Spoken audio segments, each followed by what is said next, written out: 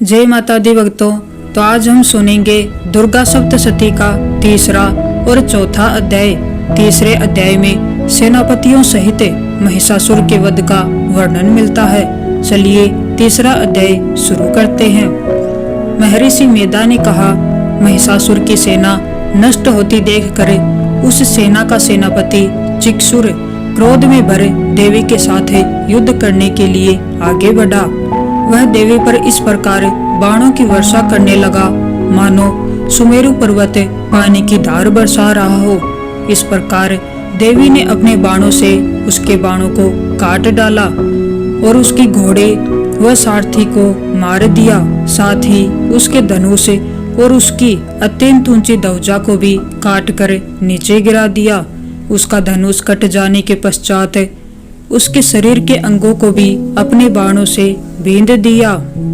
धनुष, घोड़ों और सारथी के नष्ट हो जाने पर वह असुर ढाल और तलवार लेकर देवी की तरफ आया। उसने अपनी तीक्ष्ण धार वाली तलवार से देवी के सिंह के मस्तक पर प्रहार किया और बड़े वेग से देवी की बाईं भुजा पर वार किया, किंतु देवी की बाईं भुजा को छूते ही उस दैत्य की तलवार टूटकर दो टुकड़े हो गई।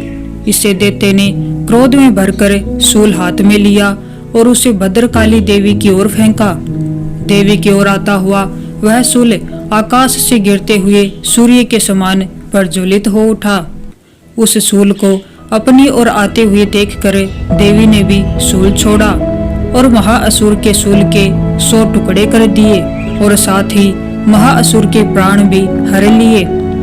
चिक्षुर के मरने पर देवताओं को दुख देने वाला चामर नामक दैत्य हाथी पर सवार होकर देवी से लड़ने के लिए आया और उसने आने के साथ ही शक्ति से प्रहार किया, किंतु देवी ने अपनी हुंकार से ही उसे तोड़कर पृथ्वी पर डाल दिया।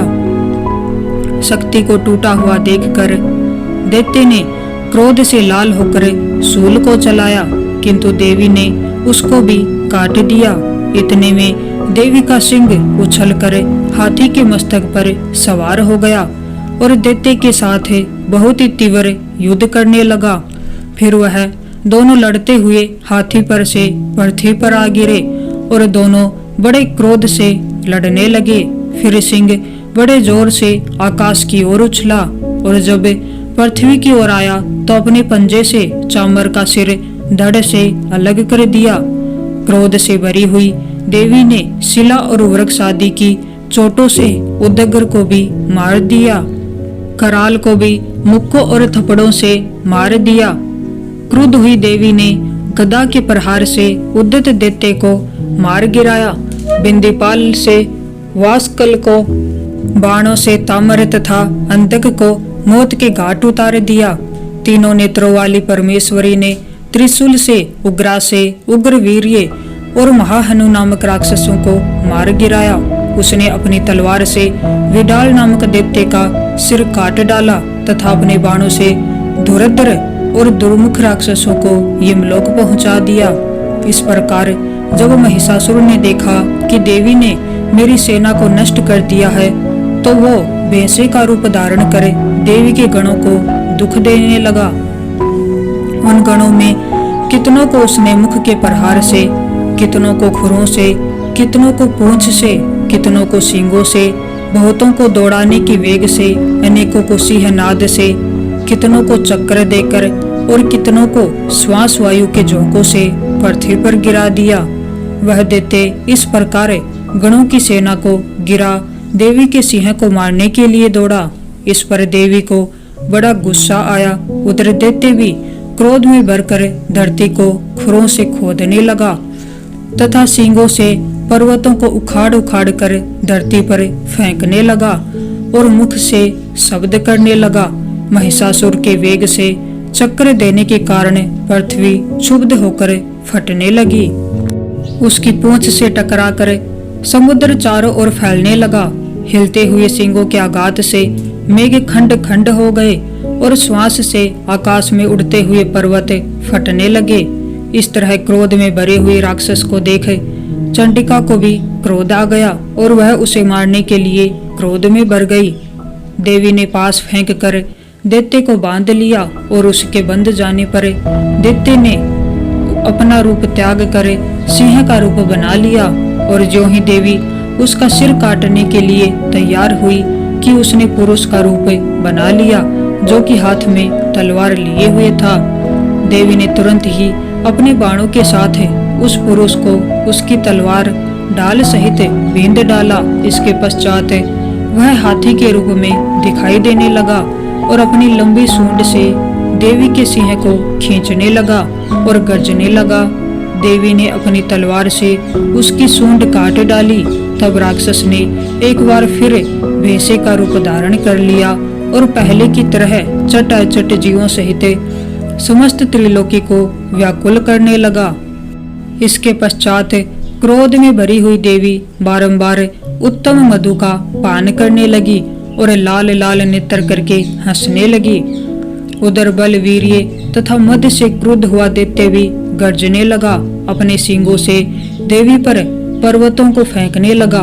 देवी अपने बाणों से उसके फेंके हुए पर्वतों को चूर्ण करती हुई बोली, ओ मूढ़, जब तक मैं उत्तम मधु का पान कर रही हूँ तब तक तू गरज ले, और इसके पश्चात मेरे हाथों तेरी मृत्यु हो जाने पर देवता गरजेंगे। महर्षि मेधा ने कहा। यूं कहकर देवी उछलकर उस दैत्य पर जा चढ़ी और उसको अपने पैर से दबाकर शूल से उसके गले पर आघात किया। देवी के पैर से दबने पर भी दैत्य अपने दूसरे रूप से अपने मुख से बाहर होने लगा। अभी वह आधा ही बाहर निकला था कि देवी ने अपने प्रभाव से उसे रोक दिया। जब वह आधा निकला हुआ ही दैत्य युद्ध करने लगा तो देवी ने अपनी तलवार से उसका सिर काट दिया। इसके पश्चात सारी राक्षस सेना हाहाकार करती हुई वहां से भाग खड़ी हुई और सब देवता अत्यंत प्रसन्न हुए तथा ऋषियों महर्षियों सहित देवी की स्तुति करने लगे। गंधर्वराज गान करने तथा अप्सराएं नृत्य करने लगी। तीसरा अध्याय पूर्ण हुआ। चलिए अब चौथा अध्याय सुनते हैं। महर्षि मेधा बोले, देवी ने जब पराक्रमी दुरात्मा महिषासुर को मार गिराया और असुरों की सेना को मार दिया, तब इंद्रादि समस्त देवता अपने सिर तथा शरीर को झुकाकर भगवती की स्तुति करने लगे। जिस देवी ने अपनी शक्ति से यह जगत व्याप्त किया है और जो संपूर्ण देवताओं तथा महर्षियों की पूजनीय है, उस अंबिका को हम भक्ति पूर्वक नमस्कार करते हैं। वह हम सबका कल्याण करे। जिस अतुल प्रभाव और बल का वर्णन भगवान विष्णु, शंकर और ब्रह्मा जी भी नहीं कर सके, वही चंडिका देवी इस संपूर्ण जगत का पालन करे और अशुभ भय का नाश करे। पुण्य आत्माओं के घरों में तुम स्वयं लक्ष्मी रूप हो और पापियों के घरों में तुम अलक्ष्मी रूप हो और सतकुल में उत्पन्न होने वालों के लिए तुम लज्जा रूप होकर उनके घरों में निवास करती हो। हम दुर्गा भगवती को नमस्कार करते हैं। हे देवी, इस विश्व का पालन करो। हे देवी, हम तुम्हारे अचिंतनीय रूप का किस प्रकार वर्णन करें। असुरों का नाश करने वाली भारी पराक्रम तथा समस्त देवताओं और दैत्यों के विषय में जो तुम्हारे पवित्र चरित्र हैं, उनका हम किस प्रकार वर्णन करें। हे देवी, त्रिगुणात्मिका होने पर भी तुम संपूर्ण जगत की उत्पत्ति का कारण हो। हे देवी, भगवान विष्णु, शंकर आदि किसी भी देवता ने तुम्हारा पार नहीं पाया। तुम सबकी आश्रय हो। यह संपूर्ण जगत तुम्हारा ही अंश रूप है, क्योंकि तुम सबकी आदिभूत प्रकृति हो। हे देवी, तुम्हारे जिस नाम के उच्चारण से संपूर्ण यज्ञों में सब देवता तृप्ति लाभ करते हैं, वह स्वाहा तुम ही हो। इसके अतिरिक्त तुम पितरों की तृप्ति का कारण हो, इसलिए सब आपको स्वधा कहते हैं। हे देवी, वह विद्या जो मोक्ष को देने वाली है, जो अचिंतनीय महाज्ञान स्वरूपा है, तत्वों के सार को वश में करने वाले, संपूर्ण दोषों को दूर करने वाले, मोक्ष की इच्छा वाले मुनिजन जिसका अभ्यास करते हैं, वह तुम ही हो।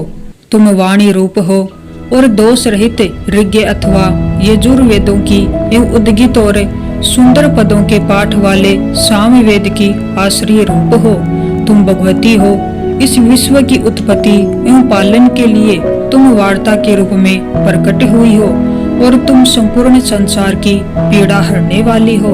हे देवी, जिससे सारे शास्त्रों को जाना जाता है वह मेधा शक्ति तुम ही हो और दुर्गम भवसागर से पार करने वाली नौका भी तुम ही हो। लक्ष्मी रूप से विष्णु भगवान के हृदय में निवास करने वाली और भगवान महादेव द्वारा सम्मानित गौरी देवी तुम ही हो। मंद मुस्कान वाले निर्मल पूर्ण चंद बिंब के समान और उत्तम स्वर्ण की मनोहर कांति से कामनीय तुम्हारे मुख को देखकर भी महिषासुर को क्रोध आ गया। यह बड़े आश्चर्य की बात है।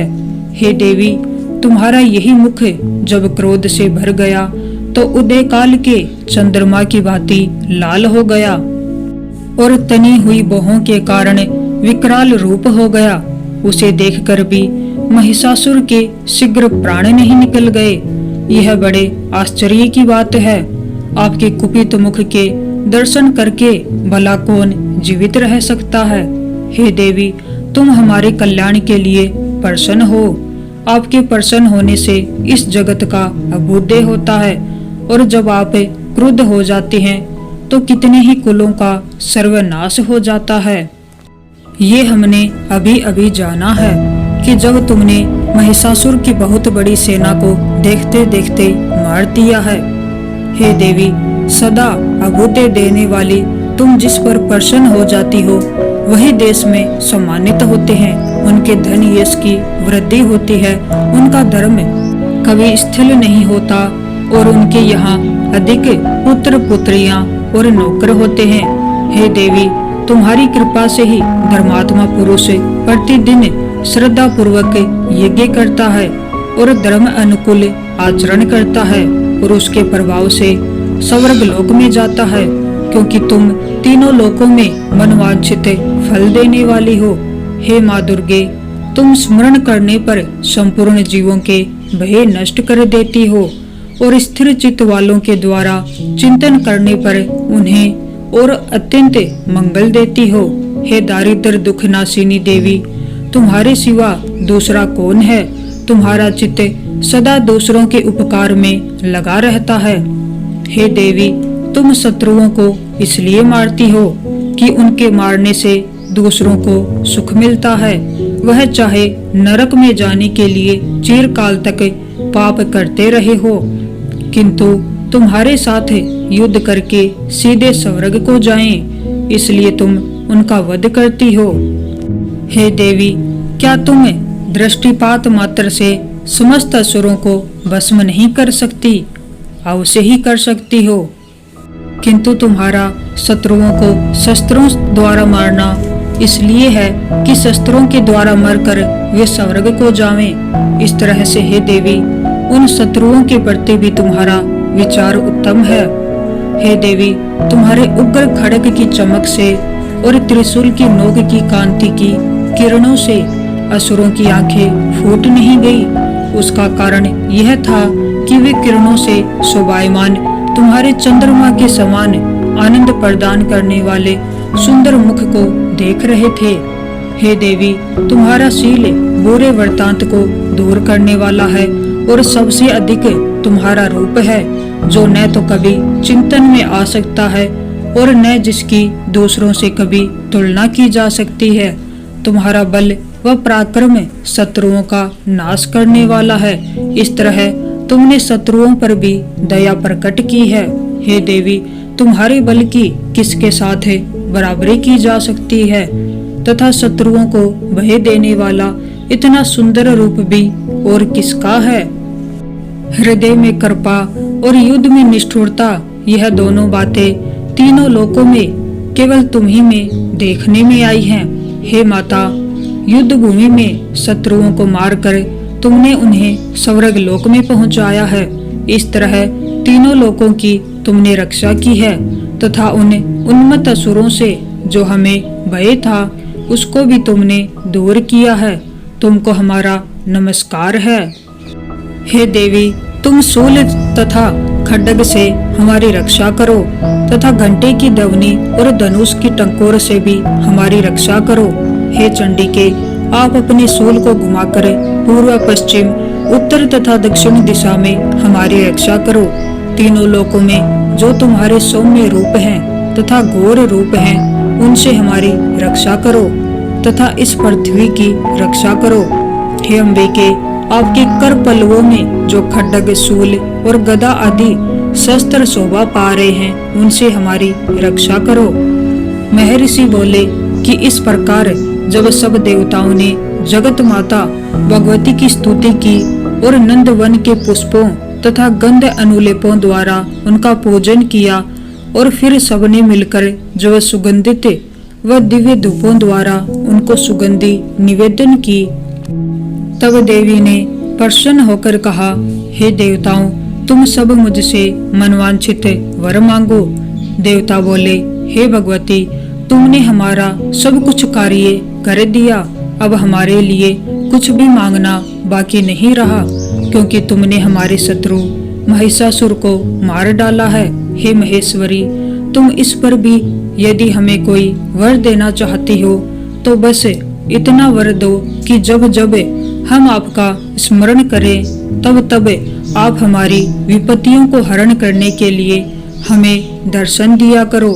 हे अंबिके, जो कोई भी तुम्हारी स्तुति करे, तुम उनको वित्त, समृद्धि और वैभव देने के साथ ही उनके धन और स्त्री आदि संपत्ति बढ़ावें और सदा हम पर प्रसन्न रहें। महर्षि बोले, हे राजन, देवताओं ने जब जगत के लिए तथा अपने लिए इस प्रकार प्रसन्न किया तो बस तथा अस्तु कहकर देवी अंतर्ध्यान हो गई। हे भूप, जिस प्रकार तीनों लोगों का हित चाहने वाली यह भगवती देवताओं के शरीर से उत्पन्न हुई थी, वह सारा वृत्तांत मैंने तुझसे कह दिया है। और इसके पश्चात दुष्ट असुरों तथा शुंभ निशुंभ का वध करने और सब लोगों की रक्षा करने के लिए जिस प्रकार गौरी देवी के शरीर से उत्पन्न हुई थी, वह सारा वृत्तांत मैं यथावत वर्णन करता हूँ।